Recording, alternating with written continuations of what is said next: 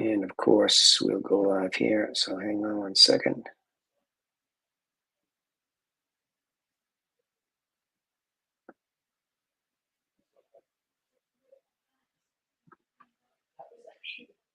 This meeting Okay. is being recorded.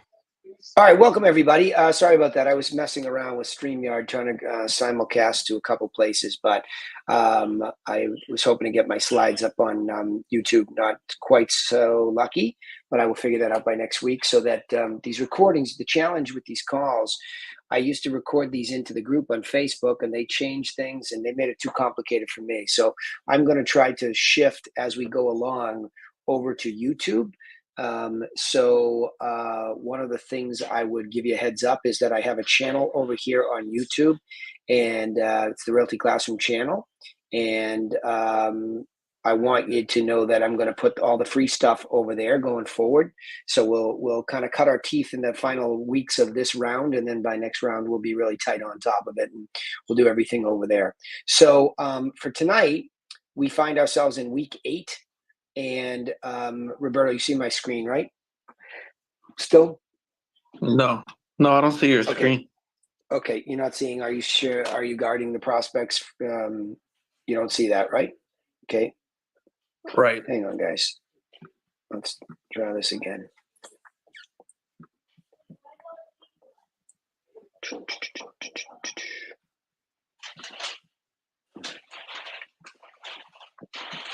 And now you are, yeah?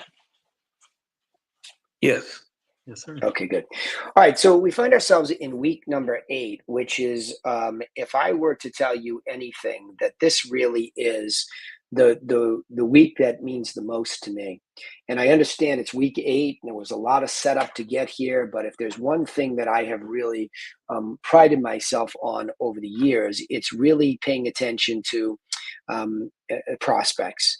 It's something that I wish somebody had given me a better definition of early on in my career, because I would have really understood the business much better.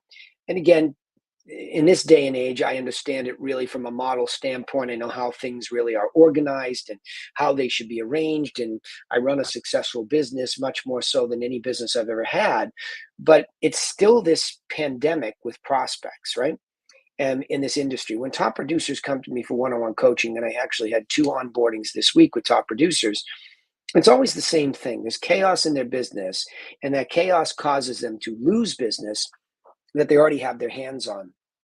See, a lot of people think that there's such a scarcity of business out there, and there's not. There's plenty of it. It's just that you're not getting enough of it. That's really the problem. So it just begs a simple question, and why we do the Profitable Agent Plan course. We go through this and we talk about, why are you not getting enough of these prospects? And the truth is, once you start to learn some of the basics of lead generation, and you begin to get leads, and you begin to have a good offer that you can make to those leads, and good scripts that are in line with context, and we talked about all those things in this course, you still have to babysit these prospects, because prospects are susceptible to wolves, right? And that's exactly what happens. So developing an answer to the question, are you guarding your prospects against the wolves, is probably the singularly, when you look at holistically the 12 weeks, it's probably the cornerstone of the entire course, because it's an awakening that it doesn't take that many prospects for you to be successful. And let me give you let me see if I have it in here.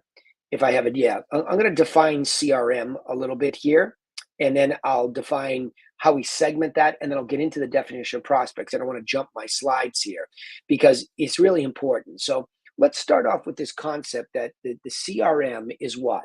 Well, it's a contact relationship manager. I've heard other things, client, customer, but it's contacts. When you really think about what a CRM is, it's just a bunch of contact data. And so if you are in the sales business, in the service business like we all are, there's just a bunch of contacts flowing through that digital or physical relationship manager. Back in the day, they called it a Rolodex, right? It was just a big circle, and you had these cards based in the alphabet, and you would take a card out and you would put all the contact information down. So then when you were trying to go talk to somebody, you would just go to that letter and you would look up their name. And it was easy and it was effective. And people made tons of money in the service business by having what they said a good Rolodex. You might hear it, if you're younger today, you'd have no contextual relationship to that word. But for us, if you hear he has a good Rolodex, she has a good Rolodex, they have a good Rolodex, it means they have a good contact relationship manager. And it can be very physical. But it is really, and I want you to always think in terms of an assembly line of flow. Things are flowing through your business. So when you have a good contact pipeline manager, what's happening is contacts are flowing through it. And when you really think about that, when they come into the beginning of a CRM, they have to be labeled something. And so this is where I wish somebody had really taught me what these words could mean or should mean. And still to this day, I think I probably made it up for myself because I never really heard anybody just be simple about the difference between a lead, a prospect, and a client. Now, I know it seems obvious when you hear a lead and you hear a client, but it's not so obvious to me what a prospect is because it needs some sort of definition. But let's go back to the CRM for a second. A CRM helps you do what with those leads, prospects, and clients? It helps you segment them, right? So a CRM or a contact relationship manager, and you're probably thinking digital these days, and that's fine, but it helps you segment your list of these leads, prospects, and clients, which means what? You are simply separating them, right? That's what you're doing. So if it was a basic, and again, I'll tell you how I started with my CRM early on.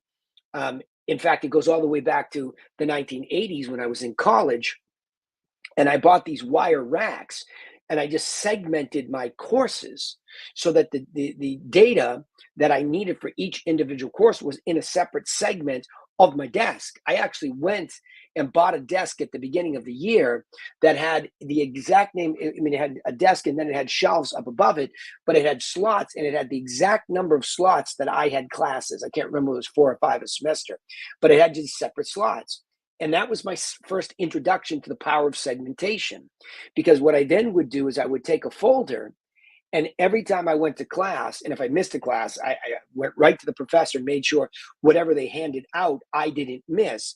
Because I knew if I took a folder and everything that was given to me by the professor was presumably important and in the order that they gave it to us was the way that we should be studying and preparing for what would be the final exam. And I came up with a system, and I smushed school. I mean, I did very, very well in college because I had a system. And it really helped me stay organized. So flash forward, I remember the first time when I was starting in this business, I started with wire racks.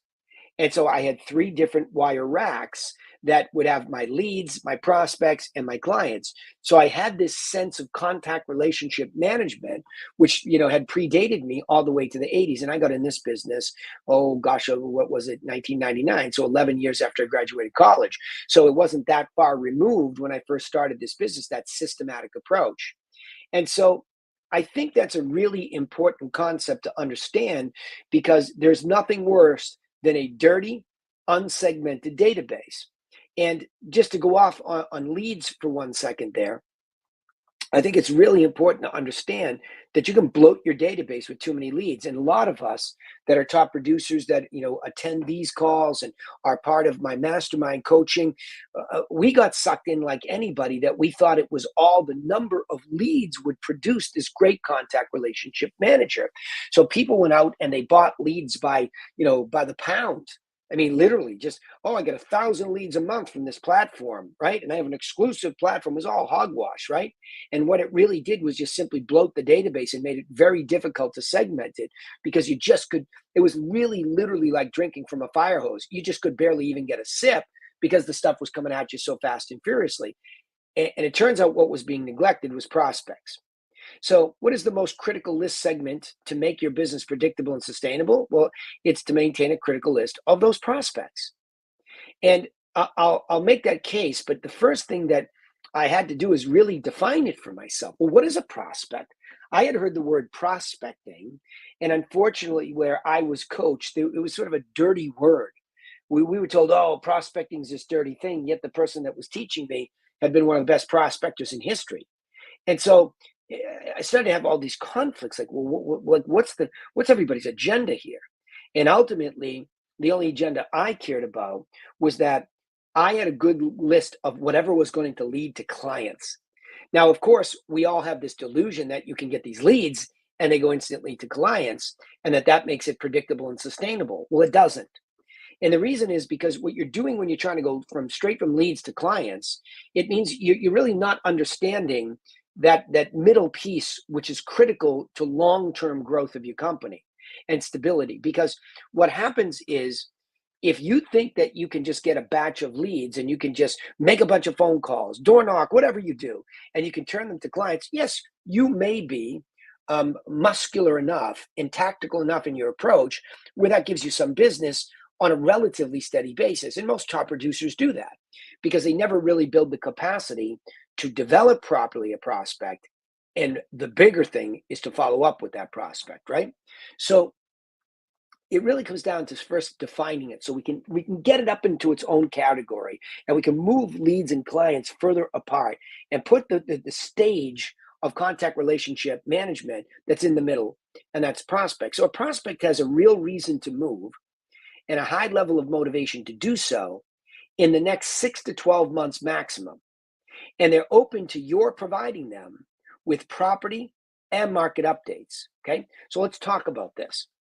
What I have really come to realize is that we want to so like aggressively take a lead and turn it and force feed it into a prospect. So much so that so much of the training out there focuses itself on overcoming objections. Well, you've got to overcome objections. Why? I mean, I learned how to overcome objections. I teach how to overcome certain objections. But what I realized was, well, why are we leading our teaching with that? Because there are so many people out there who are some sort of a lead. And I'm big on talking about seller leads, so I will. In the expired pile of leads, for example, I know for sure that there are people that have a real reason why they want to sell, and they still have a high motivation level to do so. So those are the two main qualifications when I'm trying to turn somebody into a prospect of mine. And I know they're in there. But that doesn't mean that when I pick up the phone, or in my case, my telemarketers pick up the phone and they're being trained, don't force somebody. A lead that doesn't have a real reason why or a motivation to do so, or just simply already has those two things and somebody else is in relationship with them, it's not going to become one of your prospects. So there are two disqualifications for me. One is that there's not a big enough reason why they want to move, and they certainly are not going to be a 9 to 10 on a 1 to 10 scale anytime soon. Those are disqualifications for that lead to become a prospect. And what I call that now in my coaching program is a clean no. That's a good, clean no. And you have far more leads that are going to lead to just a very few prospects, okay? I'd say that again. You're always going to have far more leads that are going to lead to very few prospects. And you don't need a lot of prospects to be successful, it turns out, right? So you're going to go get a lot of clean no's, and those leads are not going to go to the next relationship managed position in the segmentation called prospects. They're just not going to make it because they don't make the cut by definition. And this definition is so rudimentary and simple that you really just have to buy into it. And you have to buy into the fact that there is plenty out there. There's no sense of scarcity in this business. There are plenty of people that can become a good prospect. Now, let's get into this, the second part of what it is. I had to put a cap on what a prospect meant, because what it certainly means is not necessarily right now. Now, having said that, because we're teaching it, you could find a lead who says, I'm so glad you called. I'm interviewing people this week. Come on by Friday and be interested. So yes, a lead can go to a prospect, and you can go in and beat all those people on a Friday and list it on a Monday. So there are occasions inside this contact relationship management system that somebody moves very swiftly through the first two phases of relationship, and they land on client quickly. So yes, and I call that skimming the cream. And so yes, certainly it happens. I mean, I had somebody call me today. Hey, I found you on the internet, which is makes me ecstatic, because the guy has a property that's at least $4 million. Okay, which means he found me, he vetted me, and he came there. So he goes from lead to a prospect instantly because I had Laura call him right away, fill out a seller qualifying questionnaire, all of the listing packages being made, and I will be at that house Friday at 4. So within really not much more than 48 hours, I'm at least going to be with somebody who is at the top of the food chain in my contact relationship manager as a prospect. Whereas there's another gentleman that's at $4 million. I've been talking to him for 2 years. So yes, sometimes a new entry lead becomes a very quick prospect and maybe a fast client. It can move swiftly, right? So inside your database, it's not like everybody's lining up behind each other. Some move swifter, some move slower, but you got to give it a cap. I built a system that could follow up with somebody forever in my my digital contact relationship manager, which was once called Infusionsoft, now called Keep. I spent the better part of 2 years building systems that could follow up. What I mean by that is they would give the people responsible for follow-up constant reminders until that person either became a client or died with us, right? But I realized that that was putting a big burden on the database too, because we were loosening our definition of prospects. We were loosening it. We're allowing too many people into this private club, and it was burdening the follow-up. Because if you think about somebody's telemarketing obligation, if they're an individual agent, I'll make the case that you're not going to really be successful without about 10 to 15 hours of calling and creating prospects, or 15 hours total of prospecting, which could definitely include, in my case, open house attendance, which I'll do 3 again this weekend. To me, it's one of my fastest ways to create really good prospects, make my seller happy, so many good things. So there are a lot of ways to get leads and turn them to prospects. Telemarketing is number one. It's the max leverage. You can just get in touch with so many more people. Number 2 for me is open houses. So those are 2 really, really big open house, ways to create prospects, okay? So, but I need to know if they're going to be a 9 to 10 on the motivation. You might have a real reason why. Yep, job movement. Yep, downsizing. But okay, right now, how motivated are you? Well, I'm a 6. Well, when do you think you'll be a 9 to 10? When do you see that happening? Where you're really motivated, you're ready to go. Well, geez, I don't think that's for 18 months. How come? Why 18 months? Because now I've got to try to pull them back into the 6 to 12 if I can.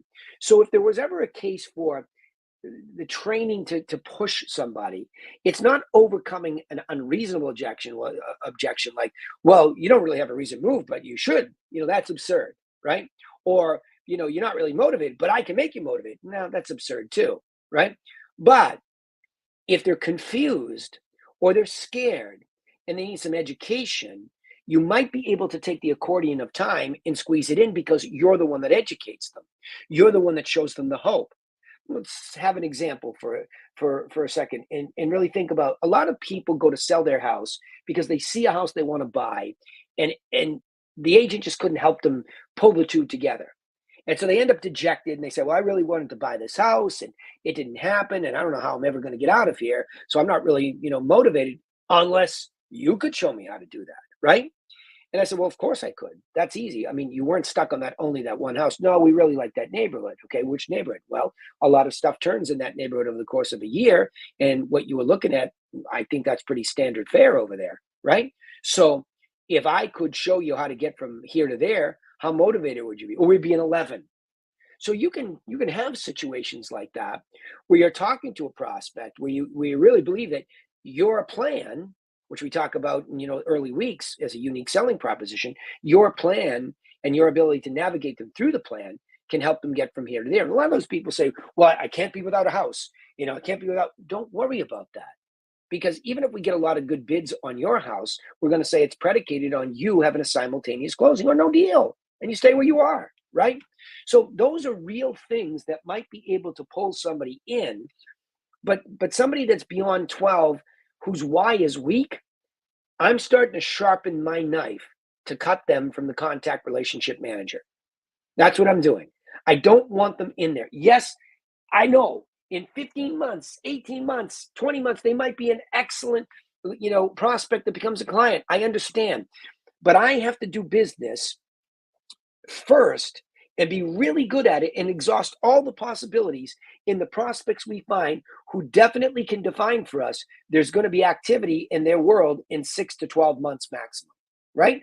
You have to specialize there first rather than thinking you're going to get all these people. And there's a weird hoarding mentality, especially if you're paying for leads, that you believe that you have to hang on to everything. And that's actually a biggest mistake in managing leads is you have to be admitting to yourself that when you buy leads from any source, you're going to get rid of most of them. Most of them end up in the no good pile. And you just have to get ready for that. That's just a fact of lead life. That's what it is, right? And so then furthermore, once those people are prospected, no matter how they are, they're offered originally, okay? Originally they're offered, in my case, the unique selling proposition information product package, which includes pictures and details of properties that sold around theirs, if they're a buyer, sold in the area and the price they want. A one-page statistical market update showing the current market, conditions, and my seller plan or my buyer plan. They get those three things physically in what's called an information product that's physical, meaning it's not digital, it's physical. They get that. They all have that as the initial prospecting act, all of them. And if not, I always implore my agents or my team, go back and send them a package.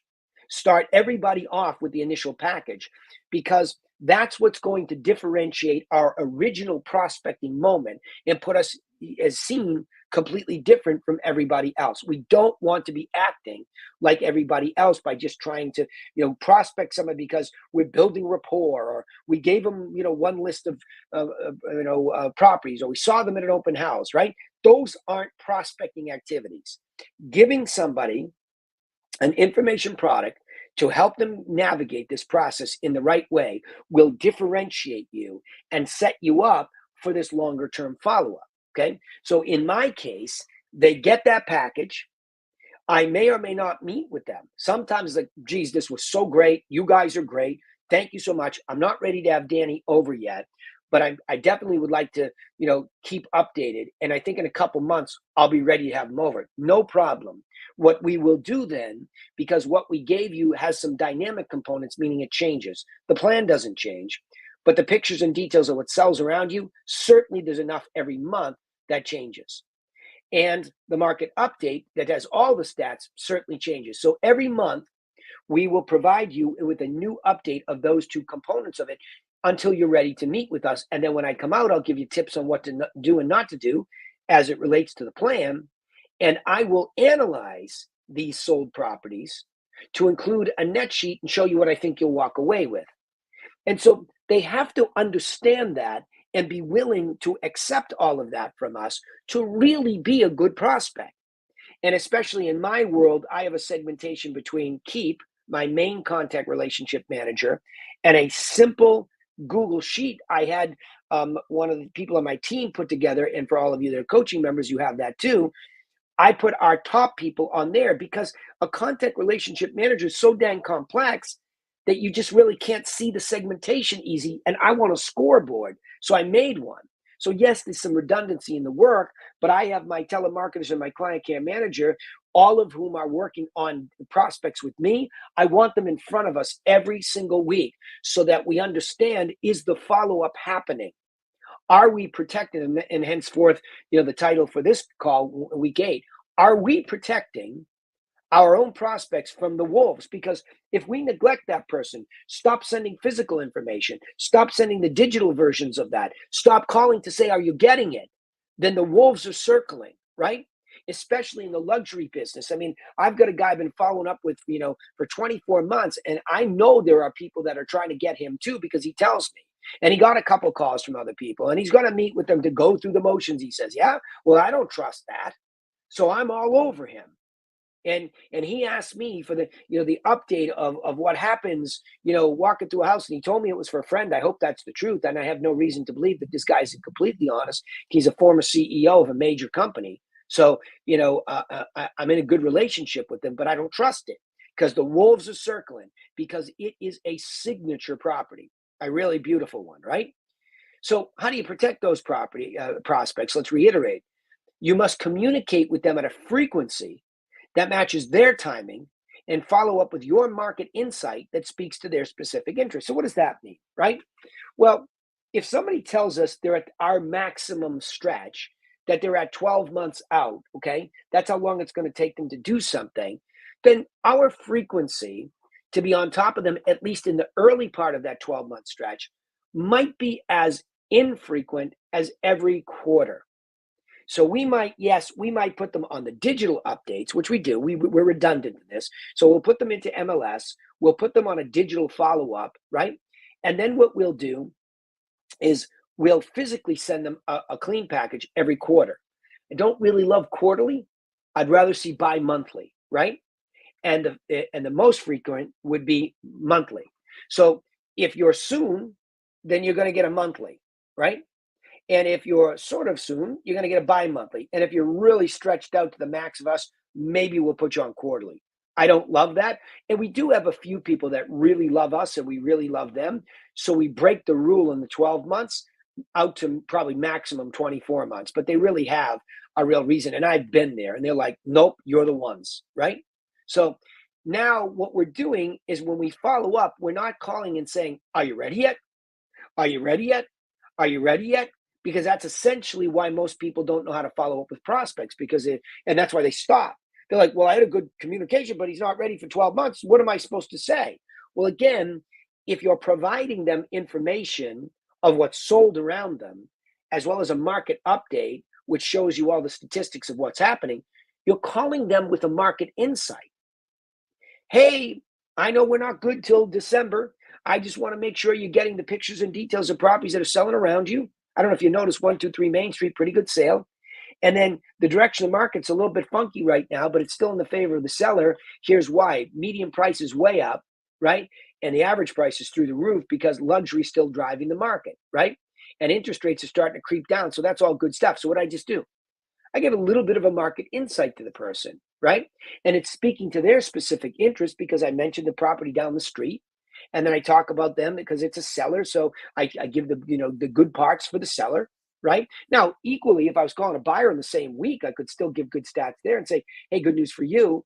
Interest rates coming down. Stuff's going to be a little bit more affordable. Yeah, bad news is still inventory is a little limited. But I think at the end of the summer, you're going to see a lot of these rentals run out and these properties are going to come on. So I just look at the stats and I make the case for either side where it's going to be good. Because really what matters most to somebody who has a real why and a motivation to do so is that they don't really ultimately care what the market's doing unless it's really like some really chaotic thing. And even then it creates a great opportunity for one or the other, right?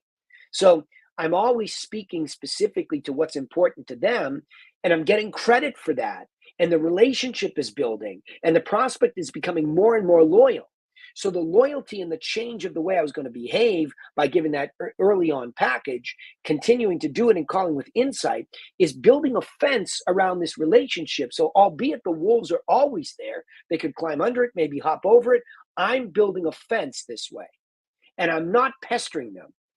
I call this the Goldilocks method, right? You try to find where, the pressure is just right. It's not too soft, so they get eaten. It's not too hard, so they run away. It's just right, so they continue to stay in your sphere of influence, per se, right? Now, so I'll double down on this. What's the best strategy for building loyalty? Never rely only on digital delivery of property and market information. Always include regular direct mail and phone follow-up, okay? So that's what I was just saying before, but that spells it out for you.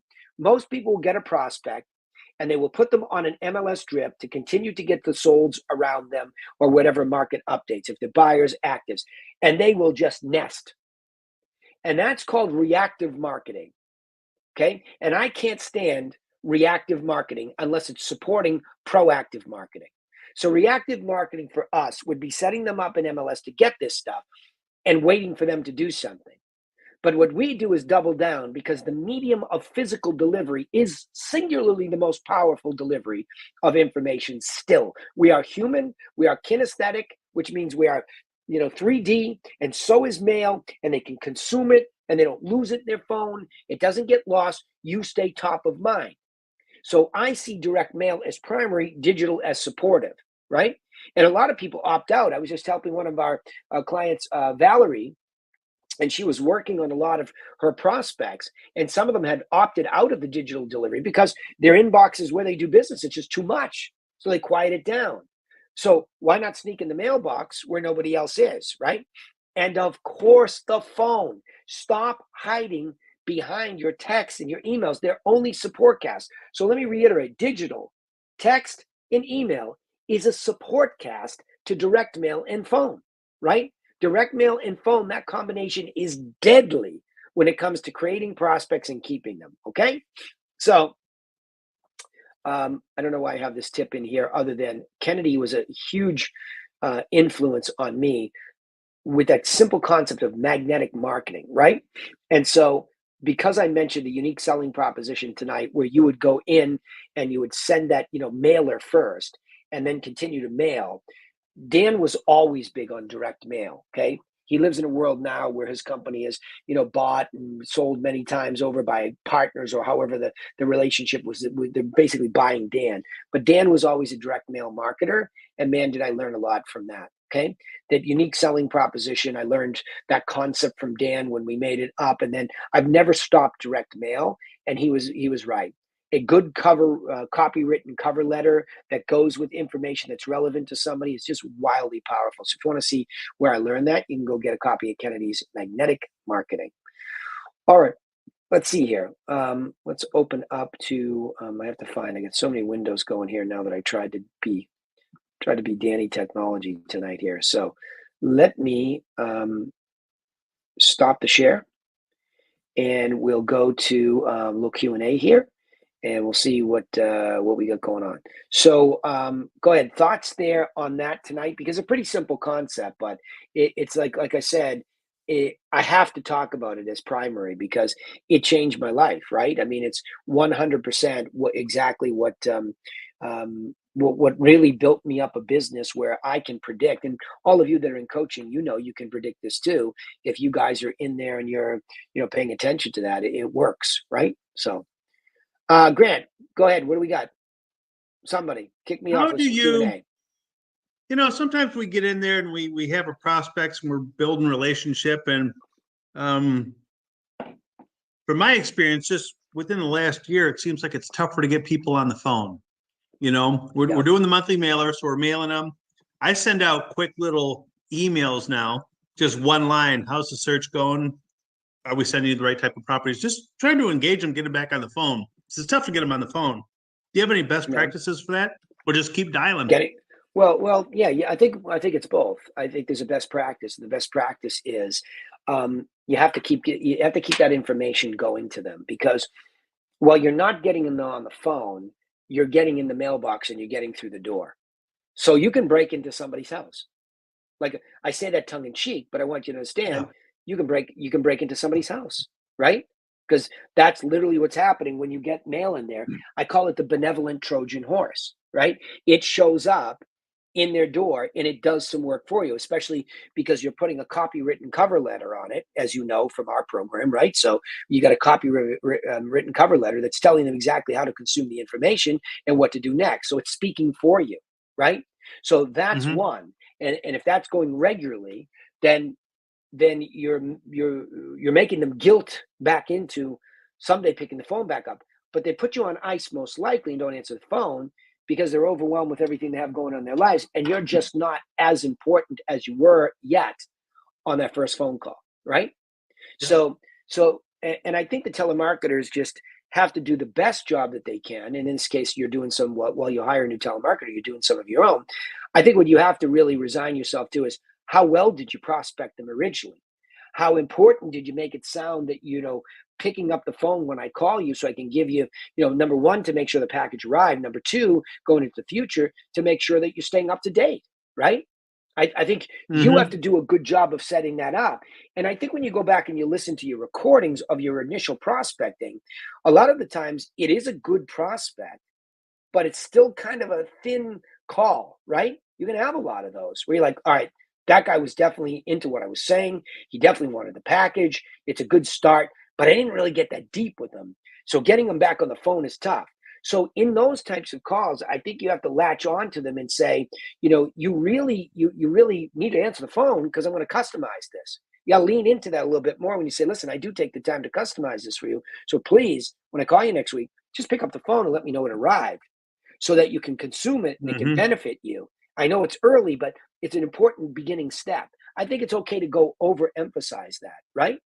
Yeah, a little more direct, a little more authority in that Yep. initial. Okay.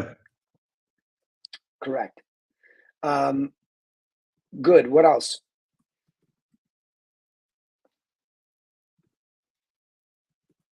I could bring up another case. I had a couple that I met in an open house. They had, and they told me up front, they're from California. We're out here looking for Yeah. a second home here in Scottsdale. And, I do have a buddy that's in commercial real estate out here. I may work with him, but I'm open to a second opinion. So that was the genesis of that. I got email address and cell phone. I followed up with them like religiously. It was every other week and then weekly a little bit, and didn't get on the phone a whole lot, 1 out of 10 times, but she would respond to all my emails and thank you for this and that. We're looking for this. I offered to go preview some properties, and at the end of the day, and this is prospect setup, I believe. At the end of the day, hey, we found a home. Thanks for everything. And then so I called, was able to get her on the phone, interestingly enough, and they did go with their buddy. So yeah. And I kind of knew that up front, but I think my takeaway there speaks to what we were just talking about. I stayed in touch with them, and she consumed all my information and loved it. Now, if they were a better prospect, didn't have a buddy, I think we would have been there. Yeah, well, now you take it back to the prospecting moment. And we went back to that definition, which I said, I wish somebody had told me, and then I would have taught you that a long time before today, right? Not that we're just talking about it today, you and I, but or the mastermind members, but you got my point. To exaggerate the point, I'm making the point that, look, here's what happens. You end up not really wanting to listen to, I got a buddy, right? So you make it smaller. And I don't think there's anything wrong with taking the risk, because if something in your intuition says that buddy may or may not be, the person, or something's off, or they're not really in the business, because that does happen from time to time, right? I mean, somebody said that to me the other day up in Boston on a probate. They're like, well, listen, I don't want to make any promises, but, because my brother has somebody that's a family friend that we want to use. And I'm like, okay, well, just get me in, because that's a good spot. It's right down the street. Let's take a shot. We'll leave them better than we found them, and we'll see what happens. So my intuition told me there was an opportunity there, because the brother was not the administrator of the estate. So let me get to the decision maker, right? Because she might not like this person. I don't know. So I go in, and partway through the presentation, the brother shows up. Well, the complete irony is he knows me, right? He's like, wait, Danny Griffin from Griffin Realty Group? I'm like, yeah. He's like, I have a house down the street from, where you are on the Cape. I've been watching you for years. Oh, by the way, your cousin Kathy Griffin is my best friend, right? My father's first cousin, right? And I didn't even know who Kathy was because of my father's first cousin. So by the time you're done, you're like, holy crap. And I just got a call from the administrator, and she's like, hey, can you go over this with my husband? We're both in charge. I'm like, absolutely. Broke it all down. I said, and they said, can you come by Friday again? I'm like, absolutely. I said, Richard, will you be there? So, my intuition in that case is telling me I'm jockeying for position. And I think I went into the lead. You'd have to go back and look at your test case and say, did you ever have a chance in that case? And by the way, you got that nice Midwest way about you. So sometimes you're not as direct to say, hey, am I in the hunt here? Do I have a chance to win this? Right? You just kept executing the plan, which you can get to the point where you're deluding yourself, right? Now, I have a real scrappy guy in Boston, and he's just a classic Bostonian. He's beaten Kathy up, but Kathy's become scrappy. I'm like, just get me in. It's not the guy will start like, well, he's not going to tell me, to change things. She says, no, you told me it looks like a library. So why would you worry about him telling you that? Right. And, well, I got a call from somebody who specializes in multifamilies. Okay. Well, we specialize in like expensive properties, and you have one. Right. So it's like we keep fighting because we think there's a chance to get in a lane with him. Now, I might go in and say, all right, Kath, he's a lunatic. Right. I mean, he's just not doing it. I mean, he's over the top. He's whatever he is. Good job, but it's not there for us, right? There's not an opportunity. It's unreasonable in the price for what the product is. Whatever. There could be myriad things, Grant. Right? I don't know. Yeah. But ultimately, that's the whole point. Is that I'm going to go into that scenario scrapping for that prospect, but I'm going to be very real soon. Like, I'm not going to let Kathy follow up with somebody for 6, 7, 8 months and just have them dump us. It does happen, but that's why we get better and better at prospects, because we pinch ourselves and say, are we being honest with ourselves, right? You said earlier a good, clean no. So I wrote that down. If they have a relationship with another broker or this, a family friend, that's a good, clean no. I think in this case, 100%. I would push, or I would ask the question, again, do I have a shot here? Am I in the hunt with this, or are you going to go with your buddy? Yeah. But the bigger thing I took away is my follow-up was really good. And she actually ended up buying one of the properties that I talked to them about, never showed it to them, never previewed. Well, there's one thing you could do. You could preempt it by going there, and you could have said, hey, is your buddy local? Because I'd be happy to pay a referral fee, right? So there was a lot of things you could have done other than keeping yourself blind, including protecting yourself against that prospect by going in the house and saying, listen, I'm going to go to this house and I'm going to take a preview of it, right? We got one of those right now, and I really, really, really, really need to make sure Laura's on top of it, because these, people are really close to spending $2 million, and I need to know what's happening, with the, why am I not previewing stuff, right? So in fact, I'm going to send it to her right away. I got another one. I don't want to kind of bogart the call here, but Sign called today. We got a listing, and a gentleman called me up today, wants to go take a look at it tomorrow. I asked him if he's got a broker he's working with. No, by myself. And if I like the property, I work with you. Okay, cash or financed? We'll be cash. Looking for my daughter. If I like it, we'll go for it. So I'm going to bring the package. I'm going to bring the listing, the package, show up early, and kind of present and do that. I think so far I checked all the boxes. Did I miss anything? Packaging. Well, it's a prospecting moment. Yeah. So don't fall out of that mode. That's the most important part. Stay to our formula. Bring the right package, but prospect them, right? Yep. Okay. Yep. Let's know how it goes. Good.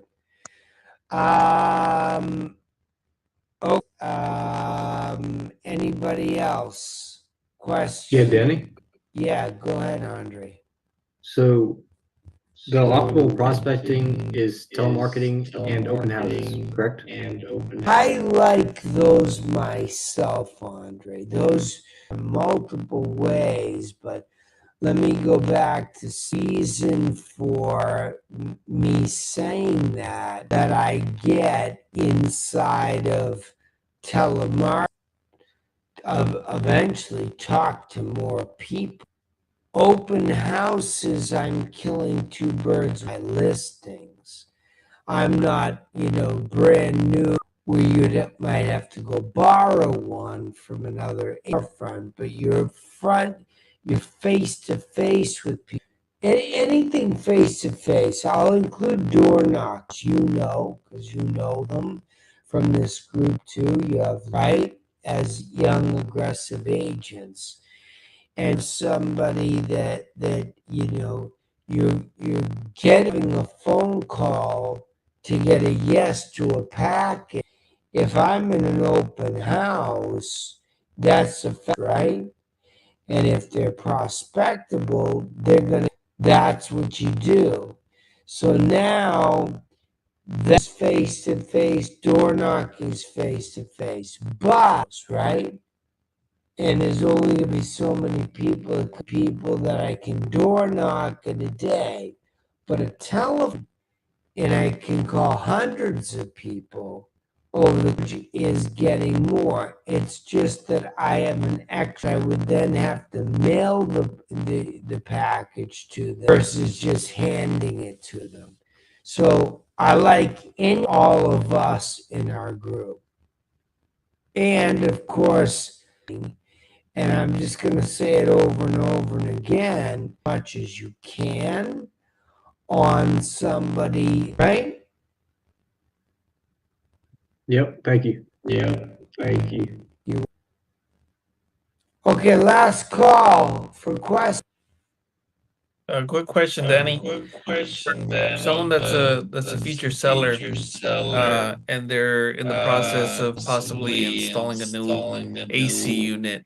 She was asking me about how much more can we drive the price up when she comes ready to list the property within 12 months. So what I told her was, we can go into the higher ratio, comparing to the similar properties to her.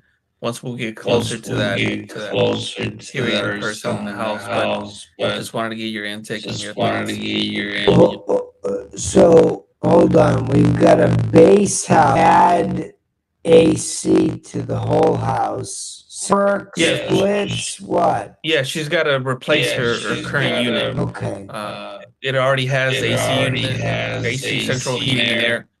So now the AC is not working, and she wants to kind of get a gauge or an idea of how much she can list the property for once we get ready to list her property. Because of that, Right. is she gonna get a lot more money? I mean, I'm gonna get incrementally some benefit. I get into a house that's listed as hot air in, right? Yeah. I think it's 12 grand to do. Yeah, approximately 12 to 15. That's what it seems to be going for these. It's a good upgrade, but are you gonna get, and because there's so many other factors, or above, that's gonna make her above. What are the other factors that put pressure down? And you have to, the loaded part, did you do the analysis yet? Because you want a high for her if you did the analysis. Right. One of those, do that, and then ask me the question. I'll look at it and say, okay, Roberto, clearly, what about the rest of it? Right? Yeah. Kitchens, better, roof, siding, land and on. That's going to determine against me how does it stack up, right? And she's further out. She's approximately May of next year, so it's premature, but she just wants to get an idea of how that can affect the price. Yeah. Maybe just dollar for dollar, but all what I mean, Yeah. like it's she rooted in a financial discussion, which she is dollar, and that's not really yourself based first and discussion, right? Follow me? Yes. Have you done an analysis yet the way that we I haven't done one for her property, but I have done for other properties. immediately do tomorrow, and then I'll give you a show, but you need the analysis and the net share, because otherwise, see what's happening already. You're letting her dictate. Her mind is dictating. You're doing that. I want you to go do what we do as just a piece of what we teach her. Yeah. Okay? So see, you spoke up, now you get home. Good. All right. Everybody good? Okay, appreciate you doing this course. This is these are the fundamentally helped me build a much better business. Next week, unit number 9 next week. See you mañana. Have a good night. Thank you. Thank you. You're welcome. Thank you, too. Bye.